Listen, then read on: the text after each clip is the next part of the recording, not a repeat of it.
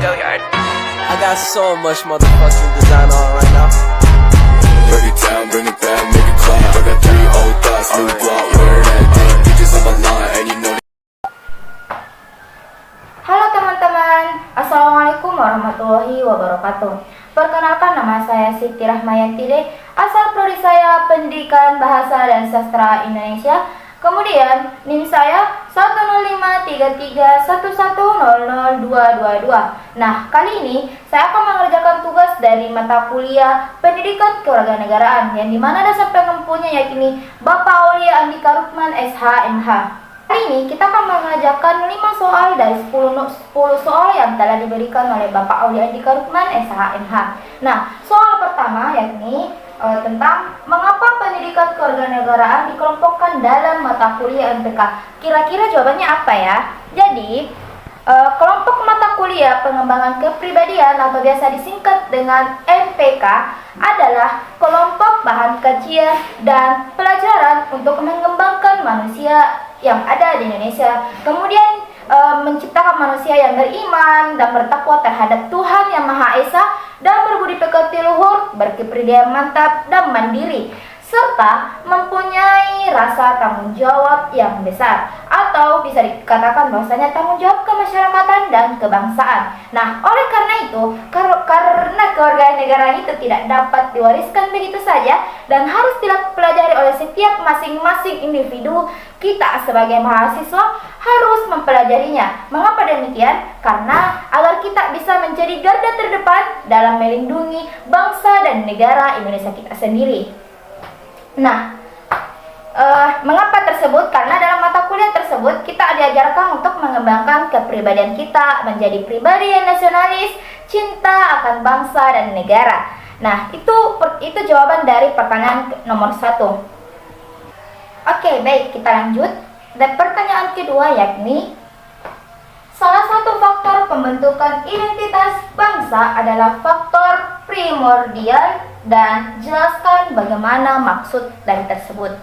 Jawabannya adalah primordial merupakan pandangan hidup berdasarkan ikatan kekerabatan, kesamaan tradisi, suku, adat istiadat, daerah, bangsa, dan nilai-nilai budaya yang ada. Kemudian, faktor-faktor primordial ini dapat membentuk bangsa dan negara, bukan hanya membentuk pola perilaku yang sama. Primordial juga menciptakan persepsi yang sama tentang negara dan masyarakat yang dicita-citakan. Lanjut dari pertanyaan yang ketiga, yakni, menurut Anda, konstitusi di Indonesia digolongkan ke dalam kategori nilai apa? Nah, untuk jawabannya ialah konstitusi dikatakan mempunyai nilai normatif apabila mengandung nilai atau value yang ideal. Mengapa demikian? Karena nilai normatif mengacu pada norma yang ditentukan untuk menentukan bagaimana masyarakat harus berperilaku.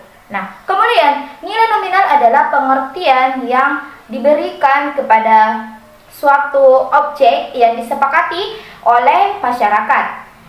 Itulah mengapa konstitusi di Indonesia digolongkan ke dalam kategori nilai normatif. Oke, baik. Jadi lanjut nomor 4, yakni jelaskan mengapa orang penting menyadari hak dan kewajibannya.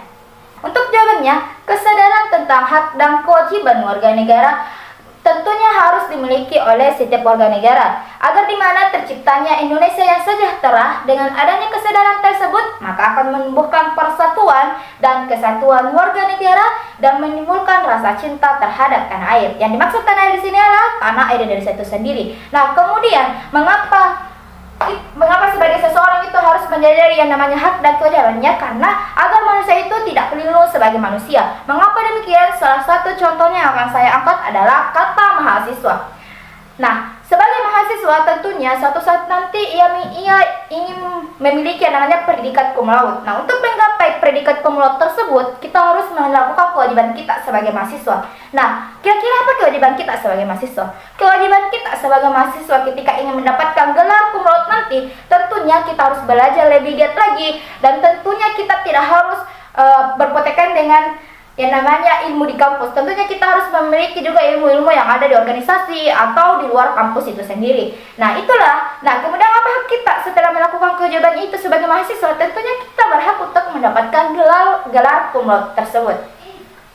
Untuk pertanyaan yang terakhir, yakni jelaskan mengapa sistem demokrasi di Indonesia berdasarkan Undang-Undang Dasar 1945. Pasal 1 ayat 2 Undang-Undang Dasar 1945 menegaskan bahwa demokrasi yang merupakan manifestasi kedaulatan rakyat berupa penyerahan kepada rakyat untuk mengambil keputusan-keputusan politik dalam hidup bernegara. Namun, mengapa demikian? Karena sistem demokrasi Indonesia berdasarkan undang-undang itu digunakan pada pasal 1 ayat 5. Oke, jadi kali ini saya akan menjawab pertanyaan yang terakhir, di mana pertanyaan ini semua mahasiswa dari kelas A maupun kelas B itu wajib untuk menjawabnya, yakni tentang struktur lembaga negara amandemen Undang-Undang Dasar 1945, yakni sebelum dan sesudah. Nah, adapun struktur lembaga negara amandemen Undang-Undang Dasar, yaitu sebelumnya MPR Undang-Undang Dasar 1945, kemudian ke DPR, Presiden, BPK, DPA, dan MA. Kemudian setelah sesudah, itu ada Undang-Undang Dasar 1945, kemudian ada MPR, dan sebanding dengan DPR atau DPD, kemudian ada BPK, kemudian ada Presiden dan Wakil Presiden, dan terakhir ada MA atau MK dan KY.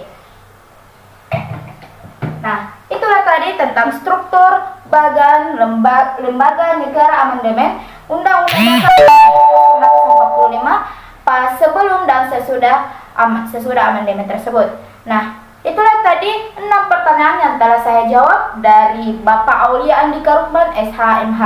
Sampai ketemu lagi. Sekian, wassalamualaikum warahmatullahi wabarakatuh.